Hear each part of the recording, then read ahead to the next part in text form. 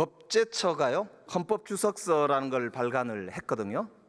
거기에 보면 대통령 직무대행의 범위는 현상 유지 위주로 해야 된다, 새로운 걸 하면 안 된다, 이렇게 되어 있고요.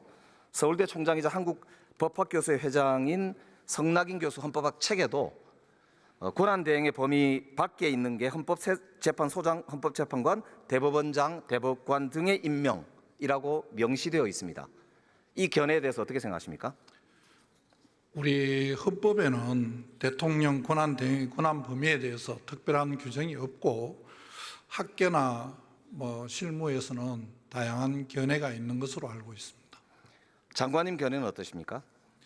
저는 여러 견해 중에 여러 가지 상황을 나누어서 설명하는 경우도 있습니다만 권리와 사고는 다르다고 생각을 하고, 그다음에 이 헌법재판소 구성을 입법, 사법, 행정으로 나누어서 임명하도록 되어 있는데 지금 문제되는 부분은 행정부 몫으로 되어 있는 부분이라서 총리께서 필요성이 있다면 임명할 수 있다고 생각을 하고 그렇게 총리께서 판단하고 결정한 것으로 알고 있습니다. 자, 한덕수 대행이 12월 26일인가요? 담화문 발표한 내용 아시죠?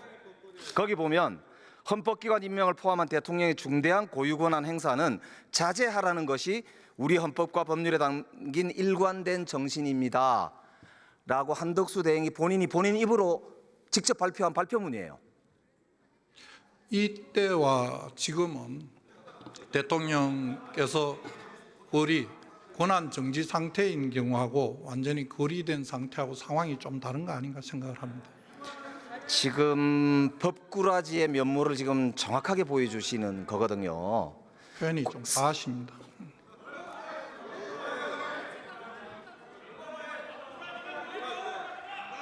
지금 헌법기관의 임명과 하면은 헌법기관들이 하게 되어 있는 거고요.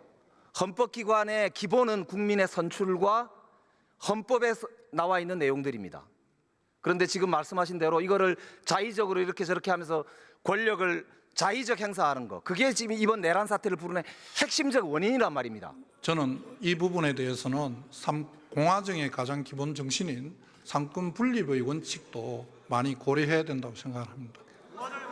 삼권 분립의 정신이기 때문에 권한 대행은 선출된 자가 아니기 때문에 이 권한 행사를 하면 안 되는 거예요. 헌법기관의 구성의 원리는 국민으로부터 주권을 위임받은 대통령과 국회 같은 선출된 권력이 하는 거란 말입니다. 어떻게 권한 대행이 그 선출된 권력의 권한을 행사한다 이 말입니까? 그거야말로 제2의 내란이다 이거죠. 명백히 위헌적 지금 행위를 하고 있는 겁니다. 법무부 장관이 이거는 지명을 철회하라고 보고를 하셔야 된다고 봐요. 그게 법무부 장관의 직무적 책임이란 말입니다. 그래서 지금 묻고 있는 거예요. 총리께서 여러 가지 다 고려를 하셨을 것이라고 생각하고 제가 말씀드린 바와 같은 그런 이유로 임명을 하신 게 아닌가 생각을 합니다. 이완규 처장하고 비상계엄 난 다음 날 안가회동 하셨죠? 만났습니다. 예. 거기서 무슨 말씀 하셨었어요? 여러 번 국정조사 과정과 저희들 상임위원회에서 이미 많은 말씀을 드렸습니다. 그건 무슨 말씀 하셨어요? 저희들 그때 다 말씀드린 내용이 그날 아침에 저희들 행안부 그다음에 비서실 다 사의를 표했었고 그런 과정에 식사라도 한번 하자 하는 연락이 와서 식사를 하게 되었고 그 과정에 여러 가지 이야기가 있었지만은 제2계엄 이런 내용은 전혀 없었습니다. 지금 장관께서 내란 공범 아니냐 이런 비판을 많이 받으시죠? 저는 내란 공범이라고 생각해 본 적이 한 번도 없고 내란을 공모한 적도 없습니다. 그렇기 때문에 그런 오해를 벗으시려면 조금 전에 제가 말씀드렸죠. 한덕수 대행이 내란 공범이라는 차원에서 충성하신다라는 말씀을 듣기 싫으시면은 헌재재판관 지명을 당장 철회하라고 보고하시기 바랍니다. 하시겠습니까? 총리께서 여러 가지 고려해서 결정한 것으로 알고 있고 그 결정을 존중합니다. 그 부분이 특히 지금 헌재에 가처분 사건으로 계류 중에 있으니까 제가 옳고 그름을 다 말씀드리기에는 적절하지 않습니다. 자, 오늘 보도를 보니까요. 윤석열, 김건희 부부가 대통령 관저로 갈 때 500만 원 정도의 캣타워, 2천만 원 정도의 흰옥기 욕조가 설치됐었다. 그런데 이사 과정에서 이게 운반이 됐다라고 하는 정황이 나왔거든요. 이게 횡령 아닌가요? 저는 그 내용을 자세히 알지 못합니다. 만약에 그게 사실이라면 횡령 아닐까요? 여러 가지로 좀 따져봐야 할 것 같습니다. 뭘 따지죠? 어떤 경위로 했는지 우선 사실관계를 제가 모르니까 대답을 드리기가 좀 어렵습니다. 자, 그러면 최근에 한 일주일 정도 사이에 관저 가신 적 있나요? 제가요? 네.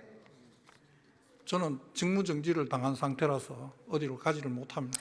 대통령이 지금 그 파면 이후에 사적 만찬을 즐겼다고 나오잖아요. 모르겠다. 알지를 못합니다. 보도 안 보셨습니까? 저는 알지를 못합니다. 그게 만약에 예산으로 사용됐다면 횡령이지요? 그것도 뭐 가정을 전제로 말씀하시는 거라서 제가 대답드리기에 적절하지 않습니다. 이게 유력 정치인의 부인이 사적으로 법인카드를 썼다고 해서 김혜경 씨의 경우에 검찰이 수사를 어마어마하게 했잖아요. 이거 수사해야 되겠죠? 내용을 확인해 봐야 될 것 같습니다. 이게 확인이 되면 수사하시겠죠?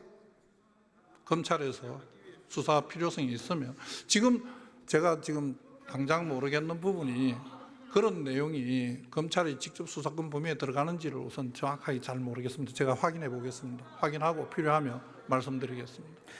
확인하시겠다고 분명히 말씀하셨습니다. 그 내용을 사실관계를 확인해 보겠습니다. 우선 그러니까 사실관계가 확인이 되면 수사가 필요하다는 거는 당연히 인정하실 거죠? 수사의 필요성은 사실관계가 우선 뭔지 의원님께서 말씀하신 내용은 지금 언론에 나온 걸 말씀하시는 거 아니겠습니까? 저는 언론 그 보도를 보지를 못했습니다. 그래서 우선 그 내용부터 확인해 보겠습니다. 우리 법무부 장관은 수사 지휘권이 있지 않습니까? 수사 지휘권은 구체적인 사건에 대해서 있습니다. 예. 그래서 예. 내란 우두머리 혐의로 지금 정말 우리 대한민국 역사를 정말 어떻게 표현해야 될까요? 박살을 낸 내란 우두머리 혐의를 받고 있는 분입니다. 이런 분이 이런 횡령을 하는데 법무부 장관이 그렇게 소극적으로 답변하셔야 되겠습니까? 사실 확인해 보겠습니다. 사실 확인되면 바로 수사하시기 바랍니다. 확인하겠습니다.